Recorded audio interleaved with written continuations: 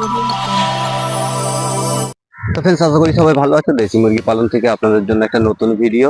তো আজকের ভিডিওটা একটা খুব দারুণ একটা টপিক নিয়ে করতে চলেছি। তো চলে যাবেন না, ভিডিওটা পুরো দেখুন, তারপরে আপনারা বুঝতে পারবেন। এখানে আপনারা অনেক কিছু ভালো ধারণা বা জানকারি পাবেন।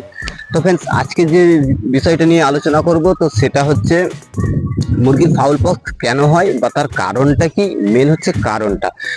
তো যারা চ্যানেলে নতুন আছেন চ্যানেলটাকে অবশ্যই সাবস্ক্রাইব করবেন, সাবস্ক্রাইব করে বেল আইকনেতে ঘন্টা বাজিয়ে অল করে দেবেন, তাহলে আরো এই ধরনের নতুন নতুন ভিডিওগুলো আপনাদের সামনে এসে যাবে। তাতে করে আপনারা দেখে আপনাদের নলেজ বাড়বে মুরগি সম্বন্ধে, আর মুরগি ফার্মিংটা আপনারা কিন্তু খুব সুন্দরভাবে করতে পারবেন।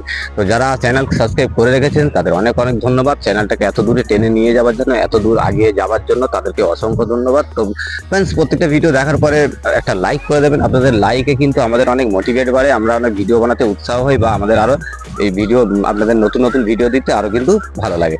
তবে চলো মেন কথা আলোচনা করি। যে সমস্যাগুলো অনেকেই ফার্মিং ছেড়ে দিয়ে পালিয়েছে, তো আজকের ভিডিওটা তাদের কাছেই শেয়ার করে দেবেন। যেসব লোকগুলো দেখবেন মানে 20টা 30টা 50টা মুরগি পালন করতো, তারা কিন্তু মুরগি ফার্মিং বন্ধ করে দিয়েছে, বা কেন ফার্মিং বন্ধ করে দিয়েছে এই ভিডিওগুলো তাদের কাছে শেয়ার করবেন। করলে পরে দেখবেন আবার তারা আপনার বন্ধু হয়ে ঠিক আপনার সঙ্গে সঙ্গে, মানে আপনার পাশাপাশি তারা সেম ভাবে ঠিক একই রকমের কাজ করতে থাকবে। তো ফ্রেন্ডস আজকে একটা বিষয় রেখেছি যে ফাউল পক্স, বা তার সঙ্গে আরো একটা সাবজেক্ট নিয়ে বলবো, সেটা একটু পরে বলছি। আগে ফাউল পক্সের কারণ কটা আপনাদেরকে বলে দেবো, বা সেই ফাউল পক্সটা কেন হয়, কি করলে সেই ফাউল পক্স ভালো হয়, বা ফাউল পক্স হলে পারে মুরগির কি মানে সমস্যাটা হয়, সেই বিস্তারিত কথা কিন্তু আজকে আপনাদের সঙ্গে আলোচনা করবো। তো স্ক্রিনে আপনারা দেখতে পাচ্ছেন যে এখানে একটা মুরগির ফাউল পক্স হয়েছে। এই মুরগির ফাউল পক্সটা হওয়ার কারণটা কি, ও এদিকে দেখাও, একটু বুঝতে পারছে না মনে হয়। তো ফ্রেন্ডস এখানে দেখতে পাচ্ছেন যে মুরগিটার ফাউল পক্স হয়েছে। এখন ফাউল পক্স হওয়ার কারণটা কি, মেন বিষয় এইখানেই কাজ করতে হবে আমাদের। আমরা রোগ আসতেই দেবো না, তো আমাদের মুরগির রোগটা হবেটা কি করে। তো ফ্রেন্ডস এই বিষয়টাই আজকে আপনাদের বলবো। তো মেনলি ব্যাপারটা, ফাউল পক্স দেখা যায় সাধারণত মুরগির যখন 1 মাস কাছাকাছি বয়স হতে যায়, সেই সময়টাই কিন্তু ফাউল পক্সটা দেখা যায়। বা তার থেকেও যারা অবস্থা খুব, ফার্মের অবস্থা খুব মানে খারাপ হয়, তাদের কিন্তু আরো আগে দেখা যায়। যেমন 20 থেকে 25 দিনের মধ্যে কিন্তু তাদের আবার দেখা যায় যে ফাউল পক্স হয়েছে। তো এখন এই ফাউল পক্সের মেডিসিন কি আছে, ফাউল পক্সটাকে কিভাবে সুস্থ করতে হবে, বা ফাউল পক্স হলে মুরগি মর্টালিটি হয়ে যায় কেন, সেই বিষয় নিয়ে আলোচনা করবো। তো ফ্রেন্ডস ফাউল পক্স যখন হয়, ফাউল পক্স অ্যাকচুয়ালি কি, মানুষেরও হয়, যাকে বলে আর কি মানে আমাদের এখানে বলে, অনেকেই বলে যে মায়ের দোয়া হয়েছে, তো এই ধরনের কিছু কথা বলে। তো এখন আমরা এই বিষয়টা নিয়ে আলোচনাটা করব, ঠিক আছে। তো এখানে ফাউল পক্স হওয়ার কারণটা কি, মেইন জায়গাটাতে আমাদের কাজ করতে হবে। যেখান থেকে ফাউল পক্সের উৎপাদন হয়, আমরা সেই জায়গাটাই নষ্ট করে দেবো আগে। সেই জায়গাটা যদি আমরা নষ্ট করতে পারি, তাহলে কিন্তু আমাদের মুরগির আর ফাউল পক্স হবে না। তো এখন আপনাদের মনে প্রশ্ন আসতে পারে যে আপনি কি এই বিষয়ে একমত? আমি 100% একমত। যদি আমরা এই বিষয়টাতে গোড়াটাই কাজ করতে পারি, তাহলে আমাদের মুরগির কোনো দিনই ফাউল পক্স হবে না।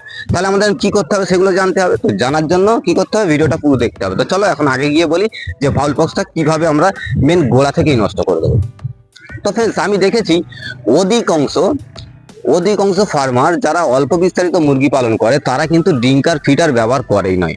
সাধারণত যে কোনো একটা জলের পাত্র, পানির পাত্র, তাতে করে পানি দিয়ে দেয়, আর একটা কি করে যে কোনো একটা জায়গাতে একটা খাবার দিয়ে দিল, ঠিক আছে। তো এই খাবার কিন্তু যাতে তাতে দেওয়া যাবে না। এখন আপনি যদি মুরগিদেরকে অরিজিনালি ভালোবাসেন, বা তাদের ভালোবেসে যদি আপনি পালন করতে চান, তাহলে এই ভুলটা আপনি কোনো দিনের জন্য করতে পারবেন না। আপনাকে তাদের খাবার জায়গা দিতে হবে। এখন আপনাদের মনে প্রশ্ন থাকতে পারে যে খাবারের জায়গাতেও তো আমরা দিয়ে দেখেছি যে খাবার ছড়িয়ে দেয়। হ্যাঁ, খাবার তো ছড়াবেই, যেহেতু ওর সিস্টেমই, ও কোনো খাবার এক জায়গাতে থেকেই খায় না। মুরগির সাধারণত সিস্টেম হচ্ছে যে মুরগিরা কি করে, যে যখন মুরগির বাচ্চা, মানে যখন কোনো প্যারেন্টস বাচ্চা ফোটায়, তখন কি করে দেখবেন, সে খাবার কিন্তু এক জায়গায় না করিয়ে কোনোদিন মুরগিদেরকে খাওয়ায় না। বা কোনো খাবারটা যখন সে খেতে যায়, তখন কি করে যে ঠুকরে ঠুকরে সাইড করে দিয়ে আবার দেখো সেইটাই খাবার তুলে। তো এইখানেতে আমাদের সাথেও ঠিক সেম এই কেসগুলো ঘটে। আমরা কিন্তু এইগুলো ধ্যান রাখি না, এগুলো আমরা মাথায় রাখি না। তো ফ্রেন্ডস আমরা খাবারের জায়গাতে খাবার দেব। দ্বিতীয়ত কথা হচ্ছে কি, যে মুরগি যখন আমাদের ব্রুডিং পিরিয়ড থেকে যখন 25 দিন মানে কাছাকাছি চলে আসে, তখন আমরা ওই যে লিটারের ব্যবস্থাপনাগুলো একদমই ভালো করি না। আমাদের এই জায়গাটাতে সব থেকে ফাউল পক্সের মেন গোড়াই হচ্ছে লিটারের। তো আমরা যদি লিটারগুলো পরিষ্কার রাখতে পারি, আমি চ্যালেঞ্জ করতে পারি যে আপনাদের মুরগিতে কোনো দিনের জন্য ফাউল পক্স আসবে না। কেন আসবে না? এই যে ময়লাগুলো ওরা যে মল মূত্রগুলো বের করছে, তার উপরেই মুরগিগুলো ঘুরে বেড়াচ্ছে, তাদের গায়ে নোংরা থেকে ইনফেকশন তৈরি হচ্ছে, ইনফেকশন তৈরি হওয়ার পরে সেখান থেকেই ফাউল পক্স হচ্ছে। বা নোংরার কারণে কি হয় যে অনেক মশা উৎপন্ন হয়ে যায়, ফার্মের ভিতরে মশা উৎপন্ন হয়ে যায়। সেই মশাগুলো যখন এই সব পজিশনগুলো যখন কামড়ে দেয় বা এইসব নরম পজিশনগুলো যখন কামড়ে যায়, সাধারণত মুরগির গায়ে কি হয়, মশা কামড়াতে পারে না। খুব কম মুরগি আছে যারা অল্প বিস্তারিত, যেমন ব্রয়লারের যদি একটুখানি বলি আমি, তো ব্রয়লারের গায়ে পলকটা খুব কম হয়, সেই ক্ষেত্রে ব্রয়লারের কিন্তু কামড়াতে পারে। কিন্তু দেশি প্রজাতির মুরগিগুলোতে কি হয়, এই ধরনের সমস্যা আসে না। তো সে তারপরেও দেখা যায় যে দেশি মুরগির ফাউল পক্স করতে হবে। হ্যাঁ, ফাউল পক্সের অবশ্যই ভ্যাকসিন আছে, আপনারা ভ্যাকসিন চাইলে করতে পারেন। কিন্তু আপনারা যদি মনে করেন যে ভ্যাকসিন সব জায়গাতে অ্যাভেলেবেল পাওয়া যায় না, সাধারণত প্রাণী দপ্তরগুলোতে ভ্যাকসিনগুলো পাওয়া যায়, কিন্তু বেসিক্যালি জায়গায় ফাউল পক্সের ভ্যাকসিন এখনো পর্যন্ত অ্যাভেলেবেল নেই। তো তাই বলে কি আমাদের মুরগিগুলো ফাউল পক্সের জন্য মর্টালিটি হয়ে যাবে, বা তারা ফাউল পক্সের জন্য মৃত্যু হয়ে যাবে?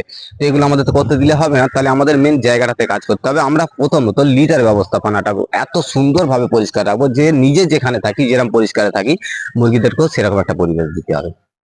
দেবার পরে ড্রিঙ্কার ফিটার গুলো আপনারা চাইলে দিনে 2 থেকে 3 বার আপনারা পরিষ্কার করতে পারেন, কোনো সমস্যা নেই। যত পরিষ্কার রাখবেন আপনার মুরগির রোগ থেকে কিন্তু ততই দূরে থাকবে।